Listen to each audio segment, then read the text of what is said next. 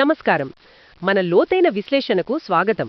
ఈరోజు మనం దేవభూమి ఉత్తరాఖండ్లో వైద్య విద్యావకాశాలపై కొంచెం వివరంగా మాట్లాడుకుందాం. నమస్కారం. ముఖ్యంగా ఎంబీబీఎస్, బీడీఎస్, ఇంకా ఆయుర్వేద అంటే బీఏఎంఎస్ లాంటి కోర్సుల మీద ఫోకస్ చేద్దాం. మన దగ్గరున్న లేటెస్ట్ సమాచారం అంటే 2024-25 అడ్మిషన్లు, నీట్ కౌన్సెలింగ్, ఫీజులు, అర్హతలు ఇవన్నీ చూద్దాం. తప్పకుండా. ముందుగా బేసిక్స్ చూస్తే ఉత్తరాఖండ్లో ఎంబీబీఎస్ కోర్సు 5.5 సంవత్సరాలు ఉంటుంది. అవును, 4.5 ఏళ్లు చదువు, ఏడాది ఇంటర్న్షిప్. కరెక్ట్. దీనికి నీట్ యూజీలో అర్హత సాధించడం మొదటి మెట్టు. అది అందరికీ తెలిసిందే.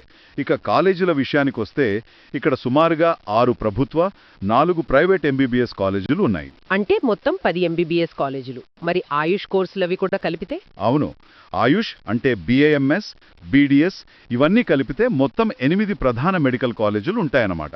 వీటిల్లో AIMS Rishikesh, government Doon medical college, ఇంకా ప్రైవేట్లో Himalayan institute of medical sciences hymns, ఇవి చాలా పేరున్నవి.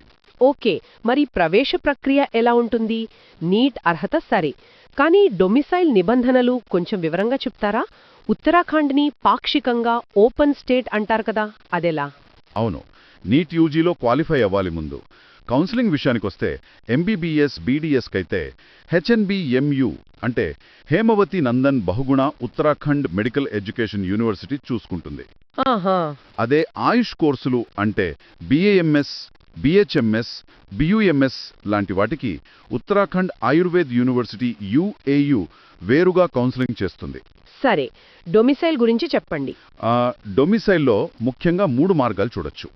మొదటిది, ఎవరైతే ఉత్తరాఖండ్ పర్మనెంట్ రెసిడెన్స్ అయి ఉండి ఇక్కడే 10వ తరగతి, 12వ తరగతి చదివారో వాళ్ళు, వీరికి స్టేట్ కోటా రిజర్వేషన్లన్నీ వర్తిస్తాయి. ఓకే, ఇది క్లియర్.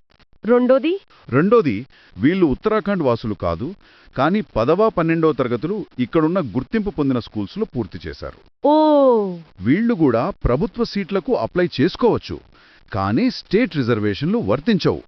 అందుకే దీన్ని పార్షియల్లీ ఓపెన్ స్టేట్ అంటారన్నమాట. అర్థమైంది. అంటే బయట రాష్ట్రాల వాళ్ళు ఇక్కడ 10th, ఇంటర్ చేస్తే ప్రభుత్వ సీటుకి పోటీ పడొచ్చు, కానీ రిజర్వేషన్ బెనిఫిట్ ఉండదు. మూడో కేటగిరీ. మూడోది, ఉత్తరాఖండ్ పర్మనెంట్ రెసిడెన్సే, కానీ 10th గానీ, ఇంటర్ గానీ లేదా 2 గానీ రాష్ట్రం బయట చదివారు.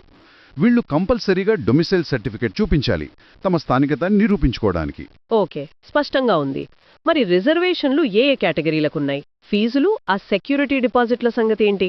రిజర్వేషన్లు స్టేట్ కోటా సీట్లకు వర్తిస్తాయి.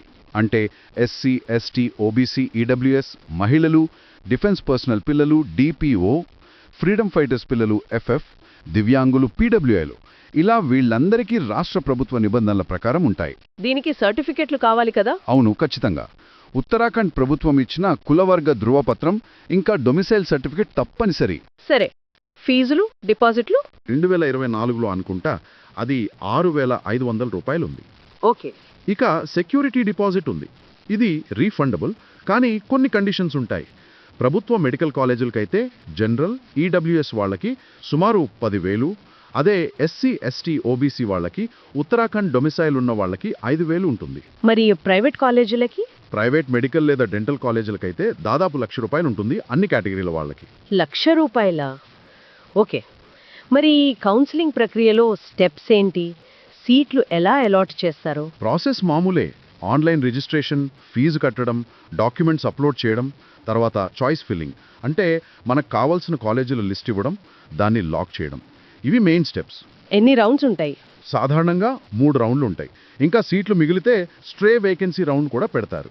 ఇక్కడ ఒక ముఖ్యమైన పాయింట్ ఏంటంటే ప్రతి రౌండ్కి ఫ్రెష్గా చాయిస్ ఫిల్ చేయాలి. ఓ, అలాగా? ప్రతిసారి పెట్టాలా? అనవును. ఇక రౌండ్ 1ని ఫ్రీ ఎగ్జిట్ రౌండ్ అంటారు. అంటే సీటు వచ్చినా మీరు చేరకపోయినా మీ సెక్యూరిటీ డిపాజిట్ పోదు. ఓకే, అది మంచిదే. కానీ రౌండ్ 2లో గానీ, రౌండ్ 3లో గానీ సీటు వచ్చి మీరు టైంలో కాలేజీలో రిపోర్ట్ చేయకపోతే మాత్రం ఆ డిపాజిట్ తిరిగి రాదు. సీట్ అలాట్ అయ్యాక వాళ్ళు ఇచ్చిన టైంలోపు కాలేజ్కి వెళ్ళి రిపోర్ట్ చేయాలి. చాలా క్లియర్గా చెప్పారు. ఇప్పుడు కొంచెం బిఎంఎస్ కోర్సుల వైపు వద్దాం. Devbhoomi medical college of Ayurveda and hospital, DBMC, AH లాంటి వాటి గురించి చెప్పండి. ఉత్తరాఖండ్లో ఆయుర్వేదానికి మంచి పేరుంది కదా? అవునవును. ఉత్తరాఖండ్లో ఆయుర్వేద విద్యకు మంచి ప్రాధాన్యత ఉంది. DBMCH లాంటి కాలేజీలు BAMS కోర్సును ఆఫర్ చేస్తున్నాయి. ఇది కూడా MBBS లాగే 5.5 సంవత్సరాల కోర్సు. దీనికి కూడా నేట్ కావాలా? తప్పకుండా. NCISM approval, Uttarakhand Ayurved university affiliation ఉంటాయి వీటికి. ఇక్కడ మోడర్న్ మెడిసిన్తో పాటు మన సాంప్రదాయ ఆయుర్వేద సూత్రాలు కూడా బోధిస్తారు. ప్రాక్టికల్ ట్రైనింగ్కి మంచి సౌకర్యాలు అంటే హెర్బల్ గార్డెన్, ల్యాబ్స్, వాళ్ళకి అనుబంధంగా 250 పడకల ఆసుపత్రి, యోగా సెంటర్, పంచకర్మ యూనిట్ ఇలా అన్నీ ఉంటాయి. అర్హత ఏంటి? ఇంటర్మీడియట్లో ఫిజిక్స్, కెమిస్ట్రీ, బయాలజీ లేదా బయోటెక్ గ్రూప్లో కనీసం 50% మార్కులుండాలి. రిజర్వ్డ్ కేటగిరీలకు 40%. నీట్ స్కోర్ తప్పనిసరి. వయసు 17 ఏళ్లు నిండి ఉండాలి, 25 ఏళ్ల లోపు ఉండాలి. బావుంది. ఫీజుల విషయానికొస్తే ప్రభుత్వ, ప్రైవేట్ కాలేజీల మధ్య చాలా గ్యాప్ కనిపిస్తోంది కదా. హాస్టల్ సౌకర్యాలు ఎలా ఉంటాయి? అవును, ఫీజుల్లో చాలా వ్యత్యాసం ఉంటుంది.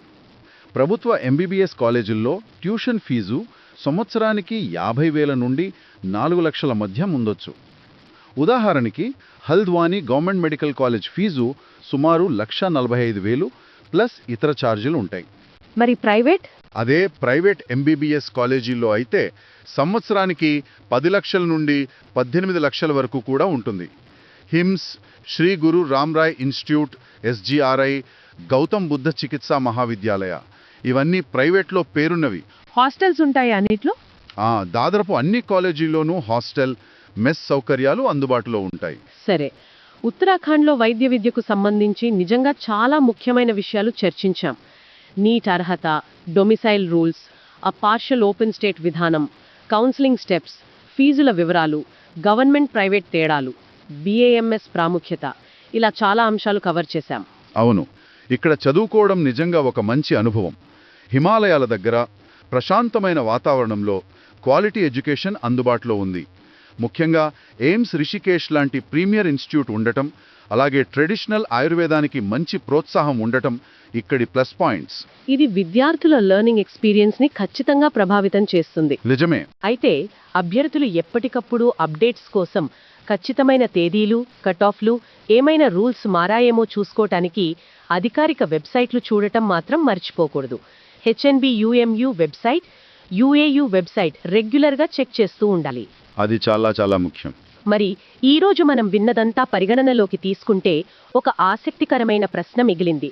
ఉత్తరాఖండ్ యొక్క ఆ ప్రత్యేకమైన భౌగోళిక పరిస్థితి, అక్కడి సాంస్కృతిక వాతావరణం, ఇవి అక్కడ వైద్య విద్యను అభ్యసించే విద్యార్థుల అనుభవాన్ని, వారి ఆలోచనా విధానాన్ని ఎలా ప్రభావితం చేస్తాయి లేదా ఇంకా ఎలా సుసంపన్నం చేస్తాయి? దీని గురించి ఆలోచించండి. తదుపరి విశ్లేషణలో మళ్ళీ